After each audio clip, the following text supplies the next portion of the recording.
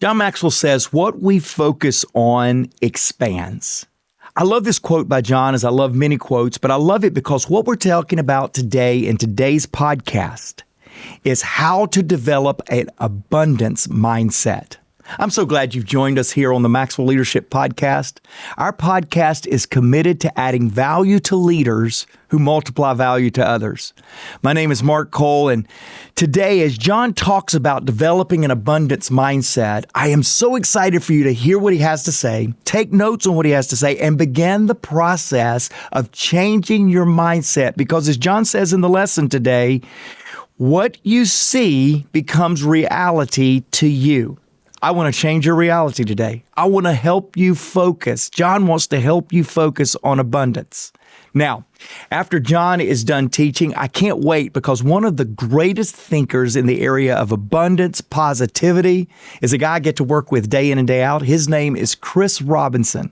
And Chris is here today, and we're going to take what John teaches, we're going to break it down, and we're going to help you apply it to your life and your leadership.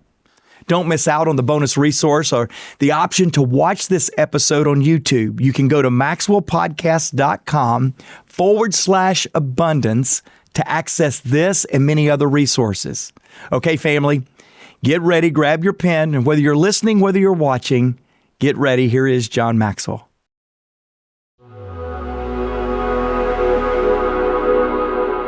What we focus on expands.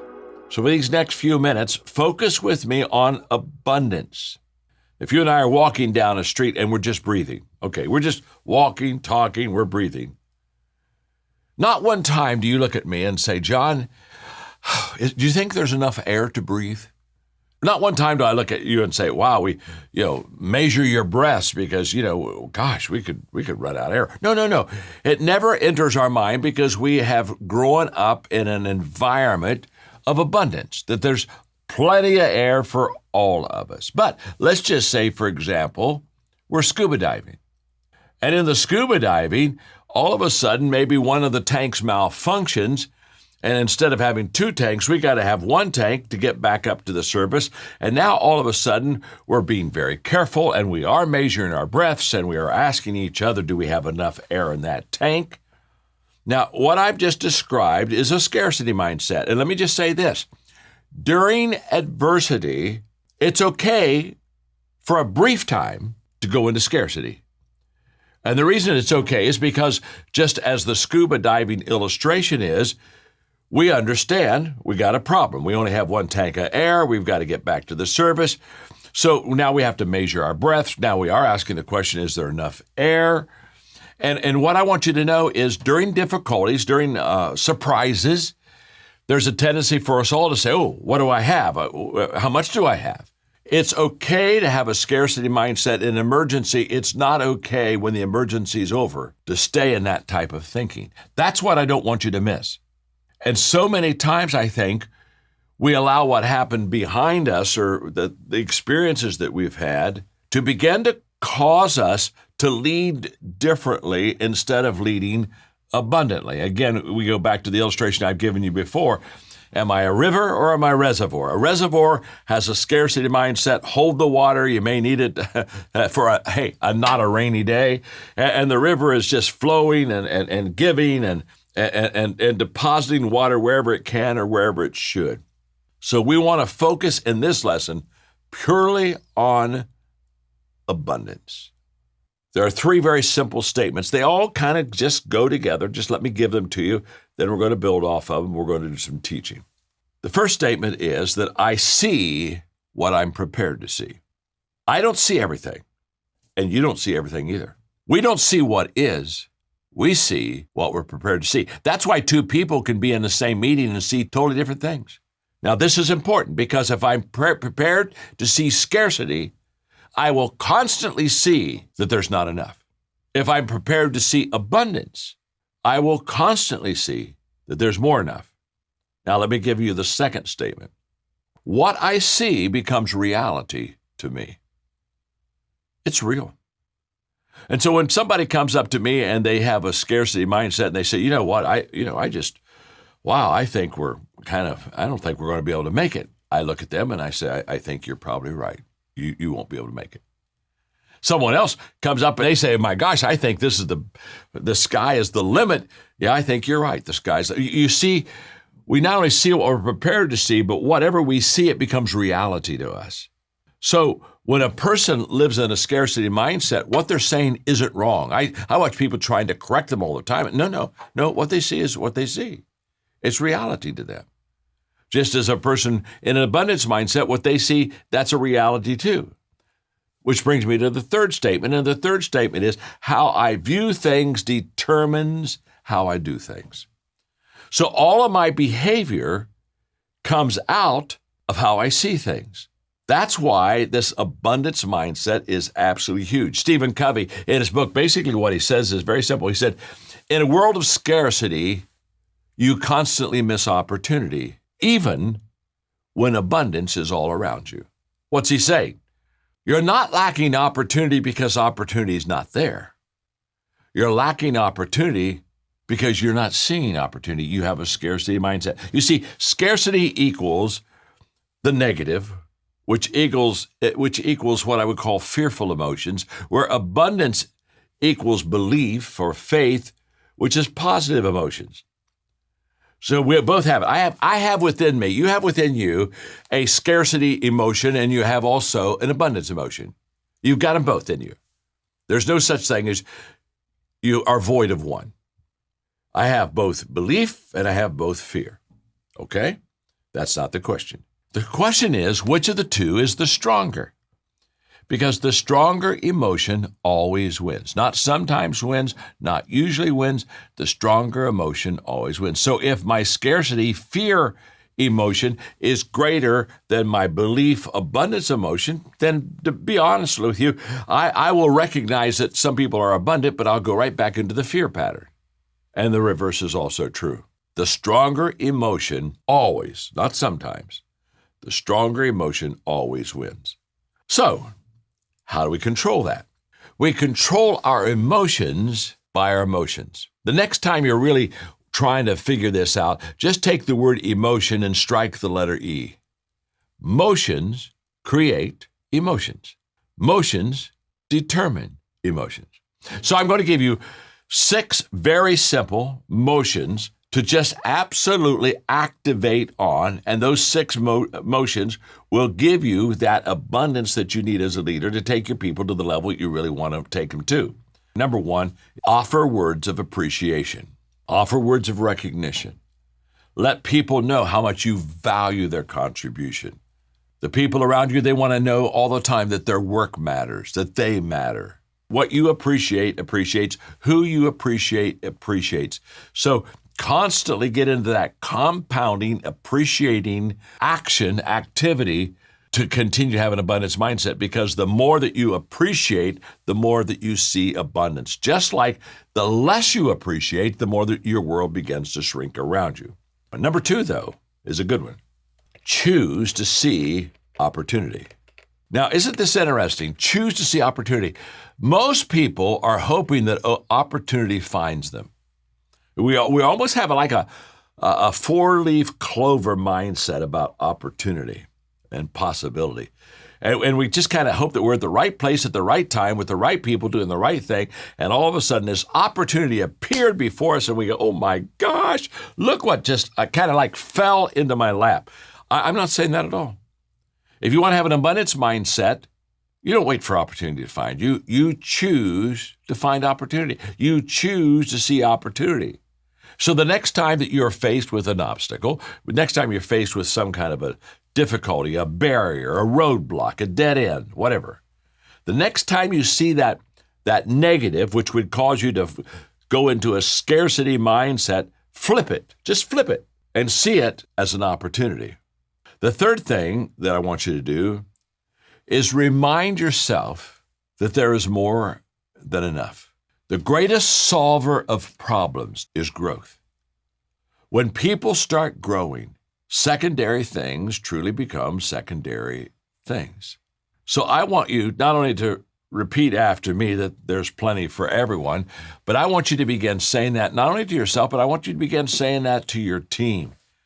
And say it often enough that you not only say it, but that you live it and you believe it and you act it out and you behave it. Okay, you got that. Number 4, carefully select the company that you keep. Now, this one's really personal, okay? Because let me tell you something. Mindsets are contagious. And so if you have a lot of scarcity people around you, can I tell you something? After a while, it'll wear you down and you'll start to think scarcity. Just like if you have a bunch of abundance people around you, it'll lift you up and you'll begin to see more and begin to do more. Mindsets are contagious, and you got to limit your time with scarcity people. Here's what I want you to hear. I know this journey. I've lived this journey, and I've had a lot of success in my life, and I'm going to tell you one of the reasons. I understood very quickly that there were people I could not afford to spend time with, that they were going to pull me down, they were going to drag me, they were going to limit me. And I would say probably the biggest decision I made as a young leader was to pick my friends very carefully. Number 5, spend time in grateful reflection. And you need to continually be writing down the things that you are grateful for. This is absolutely huge in having an abundance mindset. I have never met a person with great gratitude that had a scarcity mindset. Gratitude is synonymous to abundance. Grateful people are abundant people. Let me give you the last motion to do, and that is give more of what you want. Now, this sounds very counterintuitive when I say this, but one of the greatest ways to increase your abundance is to be generous. And you know, it was Zig Ziglar that helped me as a young leader. He said, if you'll help other people get what they want, they'll help you get what you want. I close with this quote. William James said, the greatest discovery of my generation is that human beings can alter their life by altering the attitudes of their mind. He's right. And you and I can change our mindset the moment we want to.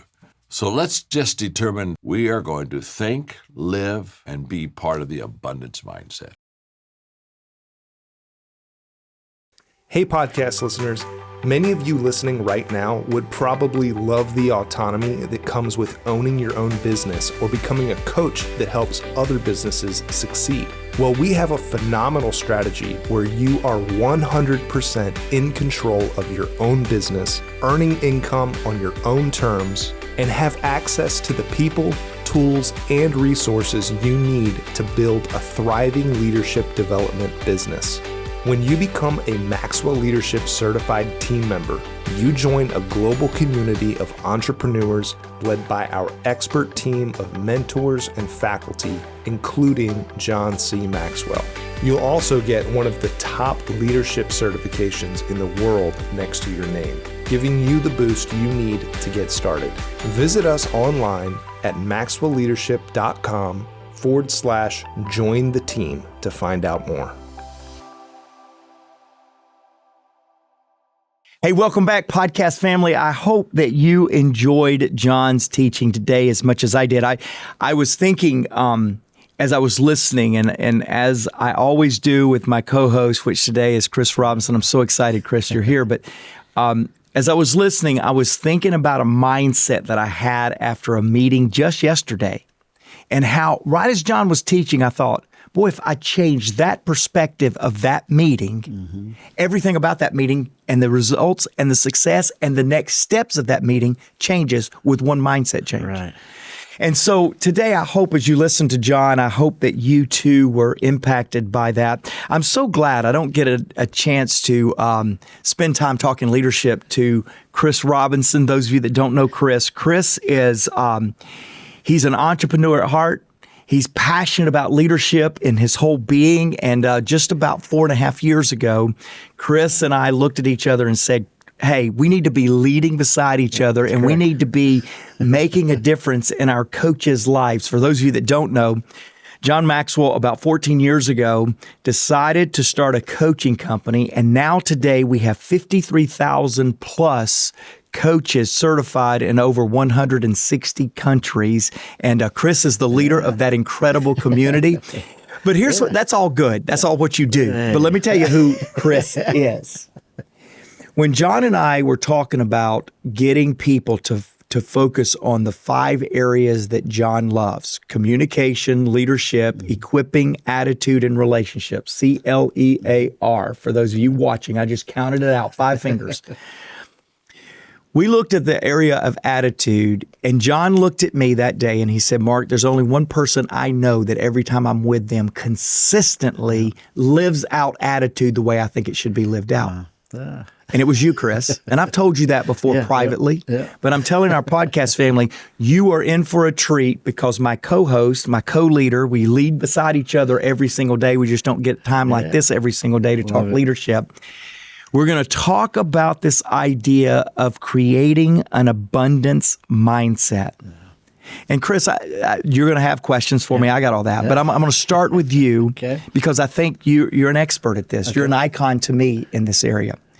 John says, we don't see what is, we see what we're prepared to see. I remember a story you told about your car being flooded out with rain. And your whole perspective on that shows me that it is a discipline. It's a choice. And so talk to me a little bit about how you have become Mr. Attitude. And by the way, that's good attitude. Mr. Good Attitude to John Maxwell. What's the disciplines? What's the secret? I guess if I look at disciplines or secrets, really not none. It's, it being modeled to me. Because when we think about this teaching here of abundance, immediately I think of one of the most abundant thinkers is John Maxwell. It is. Yeah. And to be around him and to see his attitude, his perspective, and how he gives and how he loves on people, it's seen. It's been caught and, obviously has been taught through what I've read over the years. But it's, for me personally, it's that discipline and that perspective of, hey, we got to keep going. In here he talks about, taking motion, and it's just always looking for that next way to move forward. But sometimes, when we get inside that emotion, what will happen is we can go backwards and get into that scarcity. Now, I remember specifically when I went in the opposite direction of having an abundant thought. So in 2008, we had the financial crisis that was going on. And, I was caught in that as well, too. I had built my dream home. And, at this point in time, the dream home was worth $120,000 less than what I paid for it. Oh, wow. That's a big difference. That's a big gap. And simultaneously, I started a business that had failed. And now I found myself in a position to have to do something here. Now, I'm sitting here and I've got a choice. So I'm proactive and I'm calling the bank and saying, well, hey, in 3 months, I'm not going to be able to make this payment. I'd like to modify this loan. They said, well, you can't modify the loan until you're actually behind. I said, no, this makes no sense. I'm telling you, it's about to happen. It's then just going to work out. Well, I get behind the 90 days intentionally. And during that process, I was fueled with emotion, and I started to take some motion, and it was a backward motion. Now, one of the things that I did here, Mark, now listen to this, because one of the things that I did was I began to jokingly think about a scarcity mindset. Now, the joke was, hey, honey, why don't we go ahead and go to this grocery store instead of the grocery store that we typically go to? Why don't we go ahead and get some ramen noodles for us to eat on to get through this time period, jokingly. Now, ramens aren't a bad thing, but what it was attached to was a mindset that I had as an upper lower class individual growing up. And it was attached to that. And so in that moment, not only did I think about going back to a scarcity moment, but the thought came to me that I'm going to lose this house. And I began to take motion and action towards things that would move me in that direction. And I lost that home to foreclosure. Wow. So now I have a philosophy that I love, and it is simple, and it's attached to this abundant mindset, is never eat the noodles. Now, I haven't had a pack of ramen noodles, seen a pack of ramen noodles in years. Won't go anywhere near them, not because they're bad, but because of what they represent in my mind, in my emotions. Wow. Yeah. It's so funny. So at this recording, Chris, my grandkids, which live with Stephanie and I at this point, they love ramen noodles. Yeah. Well, they had them last night. And I'm going, oh, Lord, I better go home and make sure I can pay my house and make sure I'm not getting my house foreclosed on because I've got a ramen noodle mindset right now. Now, my friend, one of my good friends, he loves ramen noodles. His kids love them. He sent me, when he heard that story years ago, he sent me a gigantic box of noodles that were just, so you got to be kidding me. Now, my kids ate them. But not you. I'm not You're not even touching. looking at them. Janae, you fix them. Right. Not doing that. Yeah, what a great story as we just kind of dig into how John and how we as Maxwell leadership challenge people to have this abundance mindset. You know, a lot of times people put abundance toward wealth or they put abundance toward money, right? We hear that a lot, prosperity and all of these words attached to wealth. But really, you noted correctly, but I still give you a lot of credit. You deflected your genius by giving it to John. I saw what happened there. But you and John, both big gift givers, abundant mindset. There's a uniqueness that I want to pull out of here because John does not see abundance as money. Right. In fact, there's been times that he didn't have a whole lot of money, but he was still extraordinarily abundant. Even your story of foreclosing house, everybody attaches that to a difficult financial time. Right. But I've watched some of the most wealthy people in the world be some of the most scarce-minded people there is. It's not tied to that. And what I would tell you as we kind of go through some of these points, Chris, I would just tell our viewers, our listeners, that when you are challenged in your thinking, it will permeate every part of your life. You may have a lot of money, but feel like you have none. You may have a lot of time. You may have great relationships around you. But if you let the seed of negativity or scarcity thinking come in, you can have a lot around you and still feel scarce. Yeah. Absolutely. And so, anyway, I can't wait to dig into this. Let's get into some of this. You know, one of the main things that stood out to me is, you know, again, is that we don't see what is, we see what we're prepared to see. So talk to me a little bit about that and how you kind of prepare yourself, but then how you go back in retrospect and go, was I looking at that correctly? So talk to me about that shift between what you see, what you're prepared to see, and what you actually see, and how you make those shifts and change afterwards. Thanks for that question. It's funny. We are in a lot of leadership meetings together. I was in one yesterday without you, and so you won't have the reference. But as soon as you asked that question, it reminded me of my last 24 hours. About 24 hours ago right now, I was sitting in a meeting. It was a phenomenal meeting, Chris. I learned a lot. I discovered some things that we could do better, and we created an action plan. That's the best kind of meetings there are, right? And I walked out of that meeting feeling good, but I recognized, because I intuitively, relationally read rooms, that I was the only one walking out of that 4-person meeting feeling good. And I was perplexed with it. Now, I realized that we talked about some hard stuff. Some of us were not performing at the level that we could, but it wasn't intentional. We didn't even know until this meeting that we could be doing better. And so all evening long, I was with my family and having a great time, but all evening long, my mind was working on this. Why do I feel like this was one of the best meetings I could have had today? And why do I know that the people that I was in the meeting with didn't feel that good? And so this morning, I woke up and I sent a text to him and I said, hey, tell me what it was like being on the other side of me in that meeting yesterday. And I haven't even got feedback from it yet. This is fresh, podcast family. This is super fresh. I haven't even got feedback from them on that yet. But as soon as I sent that text, I started listening to my friend, by the way, highly recommended leadership podcast by Craig Rochelle. I started listening to his most recent podcast, and I began to understand that therefore my leadership, therefore the people that I was leading, was looking at that meeting incorrectly. We were looking at it from a what can we do better rather than what can we do to make a greater impact with the world. And when we were looking at it from what we can do better, it was indicating that we were doing some things wrong. Were we doing some things that could have been done better? Yes. Were we doing things wrong? I don't know. But here's what I know.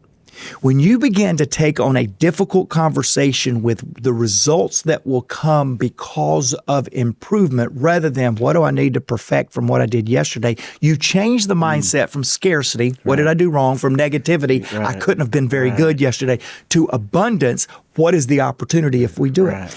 And just that one flick, the meeting did not change. I love the meeting. But when I shared that thought with one of the meeting attendees that I just had lunch with, and I shared that thought for 2 minutes, he went, oh my gosh, you literally just unlocked how I'm going to answer what it was like being on the other side of you. Now, here's the moral of the story. If you'll get the right perspective, you'll get better positive feedback than the negative that I think he was going to give me if I hadn't changed. And I'm just kidding. That's totally not true. What is true is as leaders, we need to constantly be looking at how we view things, because how we view things, what John says in point number 3, how we view things will determine how we do things. Yeah. Wow. I love that. I love that. Now, another point that he talks about here that we're going to move down to is limiting time with scarcity people. Now, this is something that I know that I've implemented many, many years ago with my calendar. And I realized that when I was doing a lot of coaching sessions, I would find myself going, oh man, I don't know if I really want to do this. And so I began to get highly intentional about who I would allow on my calendar. And I also looked at people, places, and events.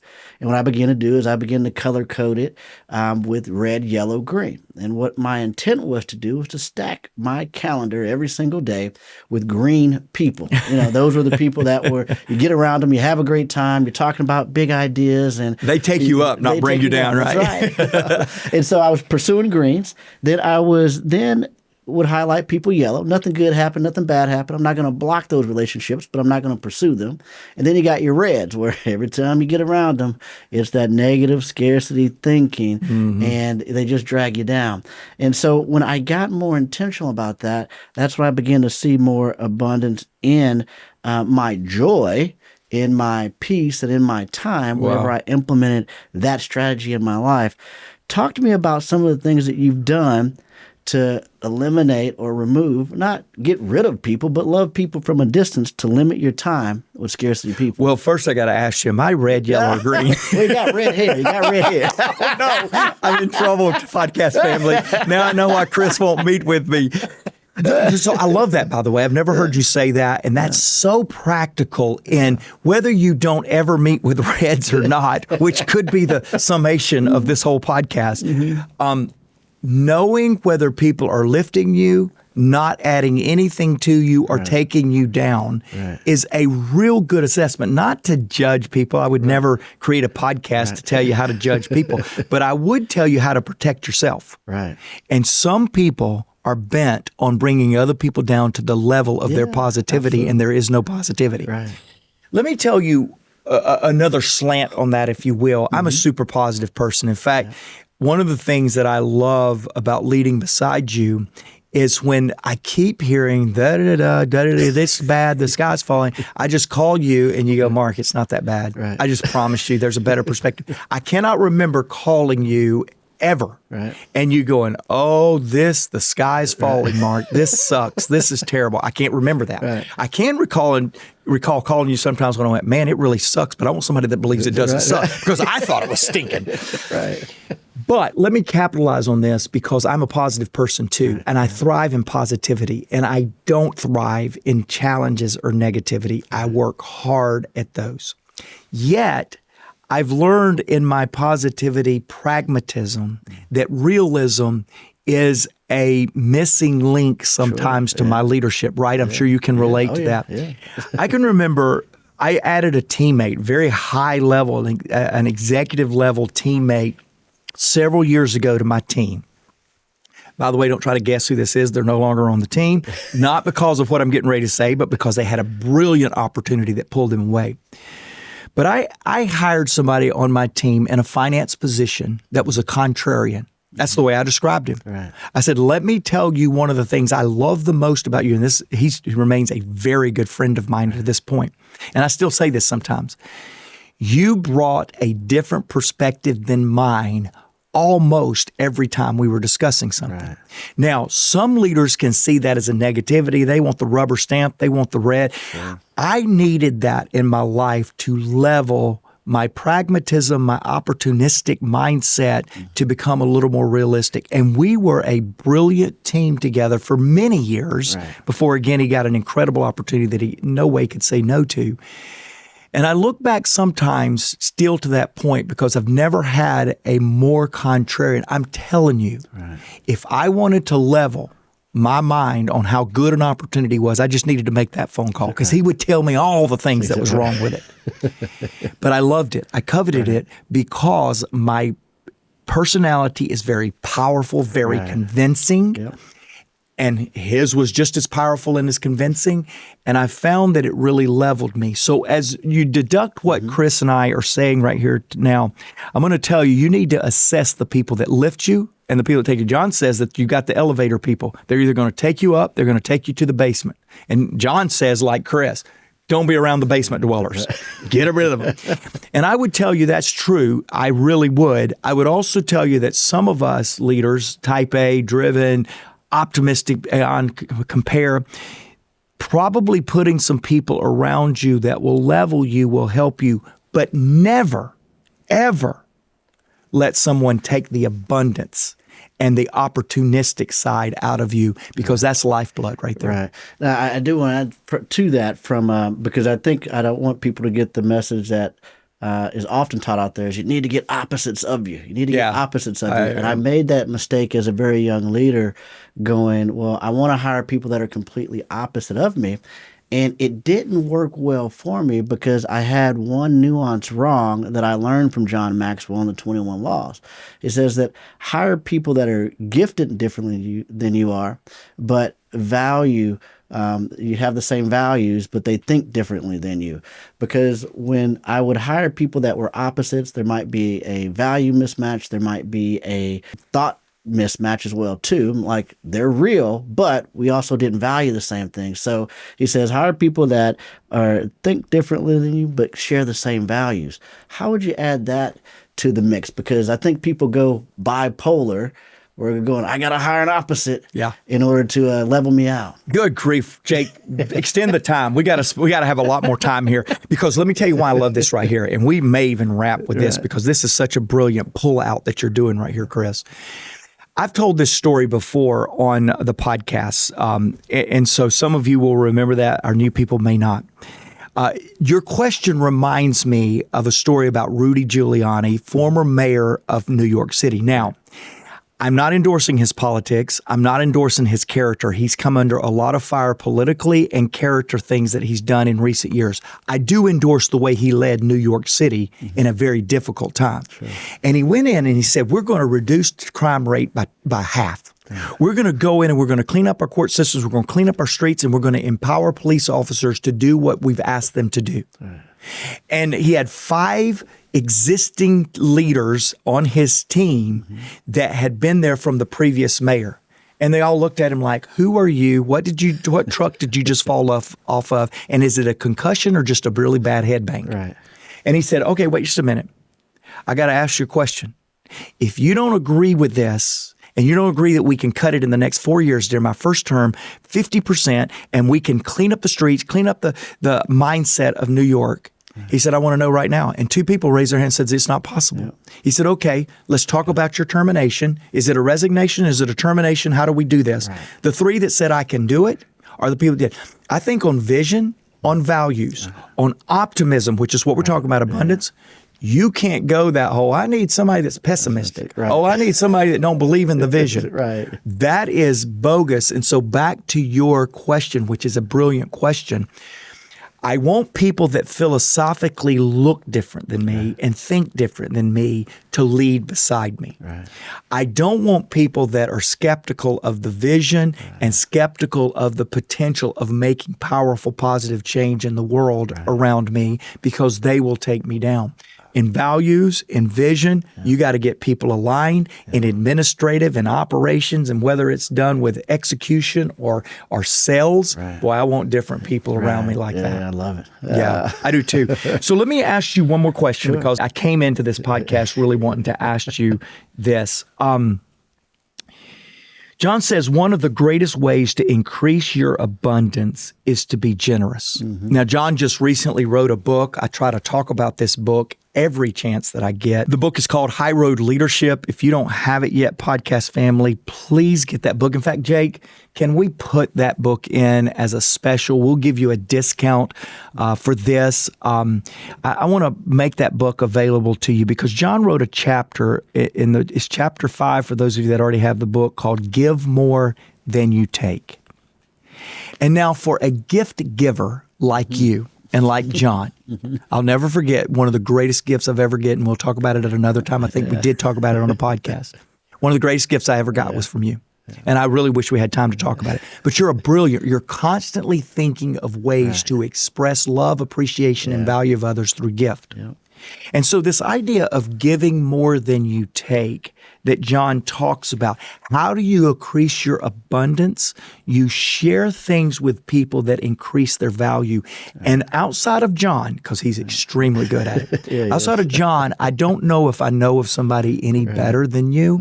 And I want you to talk to our podcast listeners about how you do this, increasing your abundance by being generous. And then I'll do some show notes and wrap up a little bit. Absolutely. I mean, he talks about giving more of what you want. And I think initially, when I started out as trying to give, I think I was giving to get, like it was some type of lottery.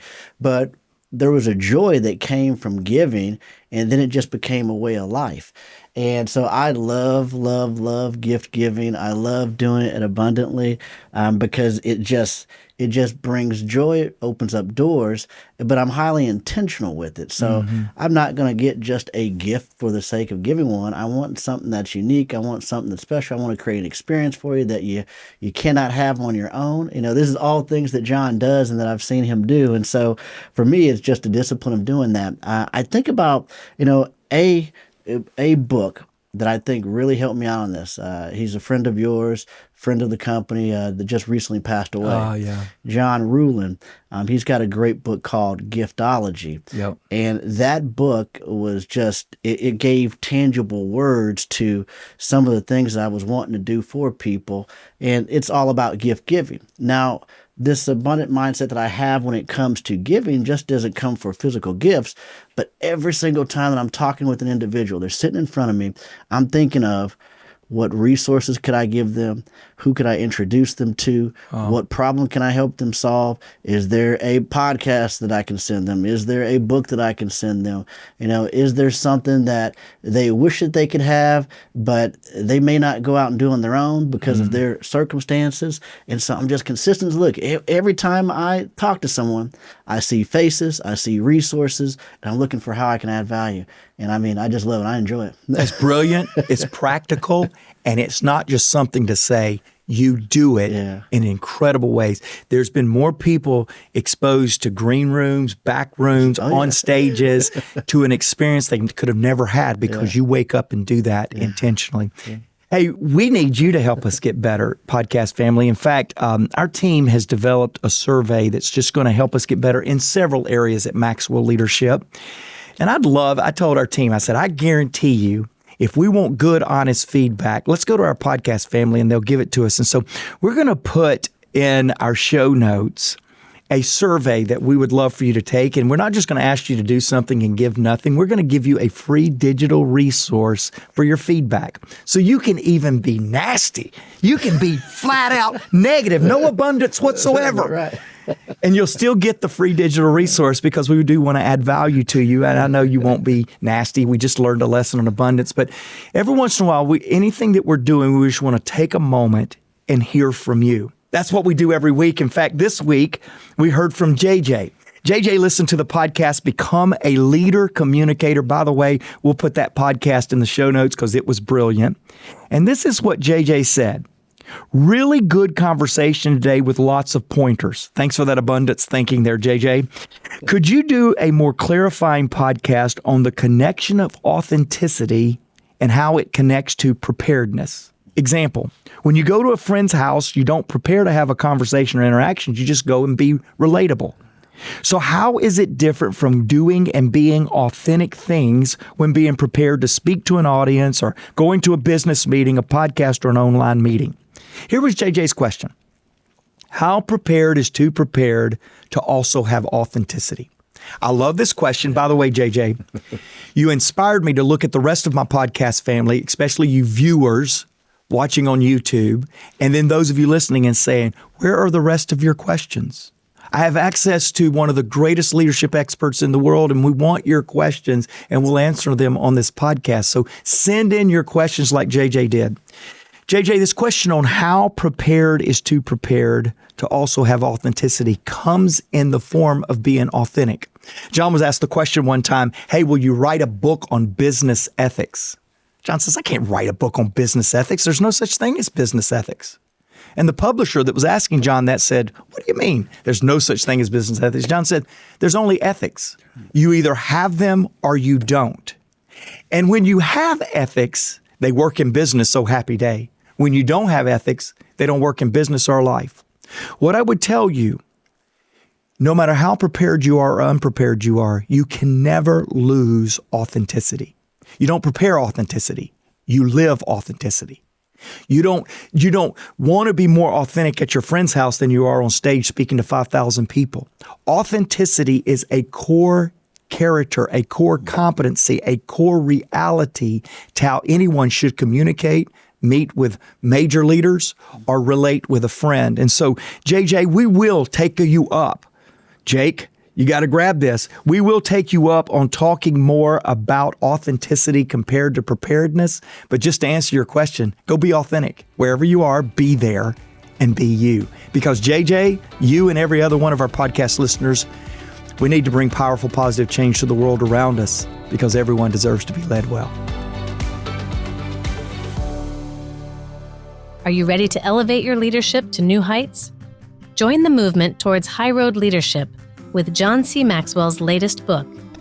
In High Road Leadership, John explores the power of valuing all people, doing the right things for the right reasons, and placing others above personal agendas.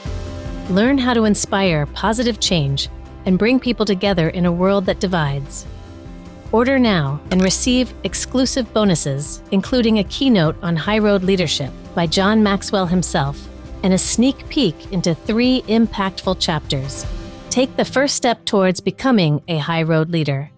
Visit highroadleadershipbook.com to order your copy today.